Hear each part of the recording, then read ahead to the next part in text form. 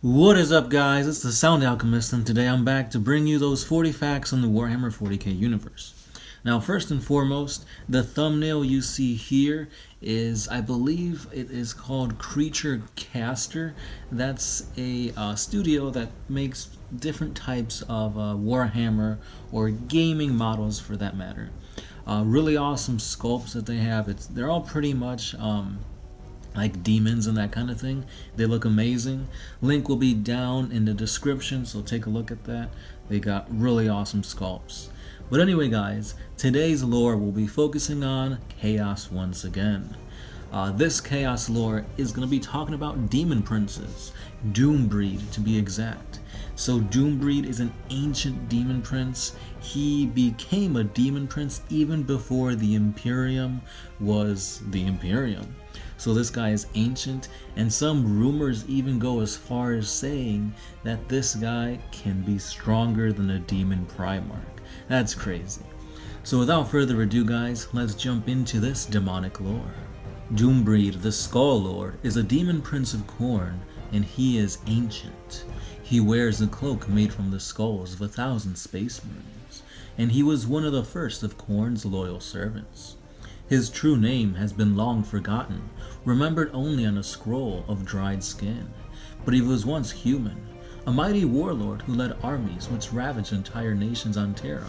This guy was responsible for genocide and murder on a grand scale, and such carnage gained him the Eye of Khorne, while he was still relatively young. And then, Khorne granted this warlord the ultimate reward, demonhood. So let's jump forward about 38 millennia to the Horus Heresy. So when Akazar Beta refused to pay fealty to Horus, he led an attack on the world that served as a sacrifice to summon Doombreed. Manifesting from a red pearl, Doombreed slaughtered the entire world while the War Master's forces withdrew. Argonis, a herald brought to the surface by Horus to witness the summoning of Doombreed, ensured that Akazar Beta would live forever as an example of the dark compliance that awaited anyone who resisted the War Master. Now Doombreed was also present on the Vengeful Spirit during the Battle of Terra, witnessing the death of Sanguinius, and fighting against the Emperor alongside Nakari. The sorcerer Setzius of the Thousand Suns discovered the true name of Doombreed, and he sealed it in a scroll of dried skin. Although he vowed to never ever release it, he set it free on Sartorius when Azek Arimund returned for the first time since his exile, in a bid to undo the rubric. In the Battle of Sartorius, Doombreed claimed the skull of the demon warlord Titan, Zenthrin Thor, in single combat, raising it in an offering to Khorne. So this was a lot of information given to us in a few sentences, so let's kind of dissect it. So first of all, Doombreed was indeed a human, and a human during the first millennia or second millennia, meaning that it was probably Hitler, I'm assuming, since it does say that he had murder on a grand scale that basically impacted all of Terra. So that's pretty crazy. I mean, it could have been Hitler. It could have been maybe, some other mass murderer or somebody that has yet to appear in our timeline. Or maybe the 40k timeline is a little bit different, I'm not 100% sure. But anyway, he was also present during the Horus Heresy. Now this guy basically was like the freaking dog on a leash for Horus. So when Akazar Beta, when he said, "Nah, Horus, I ain't listening to you," Horus was like, "Alright," he freaking unchained him, and Doombreed basically destroyed a whole planet, which is pretty crazy. And also, he was capable of defeating a Warlord Titan. Now, if you guys don't know how strong a Warlord Titan is, we have been doing a whole slew of Titan-esque videos.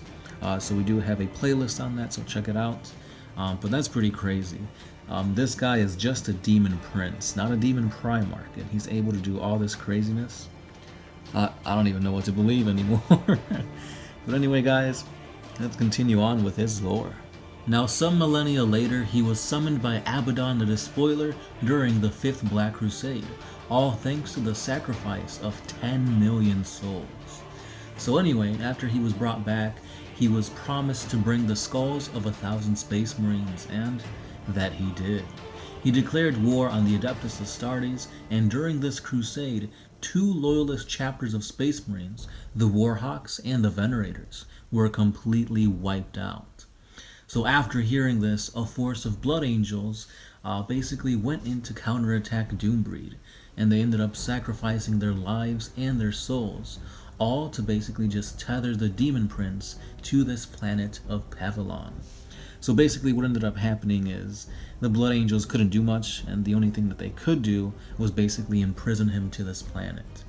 Which is pretty crazy, because this guy freaking killed 2 loyalist chapters. That's like 2,000 Astartes, at least, or at most. Man, this guy is crazy. So anyway, 5 millennia after his disappearance, the battle barge, the Eclipse of Hope, was encountered by Chief Librarian Mephiston, and he led him to Pavilon. There, the Blood Angel encountered a perfect statue of Sanguinius in the moment of his death at Horus's hand. A perfect memory captured in gold, silver, and ruby. Mephiston believed that this statue was tainted, and he attempted to destroy it, but in doing so, he released the Demon Prince from his 5 millennia of imprisonment. Doombreed then fought against Mephiston, attempting to convince him to join over to Khorne. The Lord of Death, Mephiston, succeeded in banishing the Demon Prince, which, that is crazy. I mean, after everything we've learned so far about Doombreed, how he's crushed planets, he freaking fought against, he fought against the Emperor, and he survived. Like, Mephiston, just one simple librarian Blood Angel, was able to banish him. That's what you call plot armor, guys. But anyway, that's pretty much all the lore we have on him. As far as I know, the most current stuff just kind of puts Doombreed at the stand of, like, right next to the War Master fighting during the 13th Black Crusade. But as far as I know, I don't think there's much about him there. I'll do a little bit more research to see what I can pull up, but for now, let's dive over to his appearance, and then we'll go into his weapons and war gear. So Doombreed takes the form of a giant bloodthirster. He is wreathed in black smoke, which becomes red muscle as he grows ever larger, feeding on slaughter. He is hooved and he has wings, and his teeth are the size of swords, and scraps of flayed fur and skin hang from his wet muzzle. He tends to wear brazen chaos armor, which is resistant to psychic attacks. He also has a collar of Khorne and a cloak woven with the skulls of 1,000 Space Marines. He also carries into battle a mighty axe of Khorne and a rod of Khorne, which is a massive staff of twisted bone that bears the icon of the blood god. So let's dive a little bit more into these weapons. So his chaos armor. So Doombreed wears brazen armor with the mark of Khorne. It is indeed a living part of the Demon Prince, and it is sustained by his own unquenchable warp energies.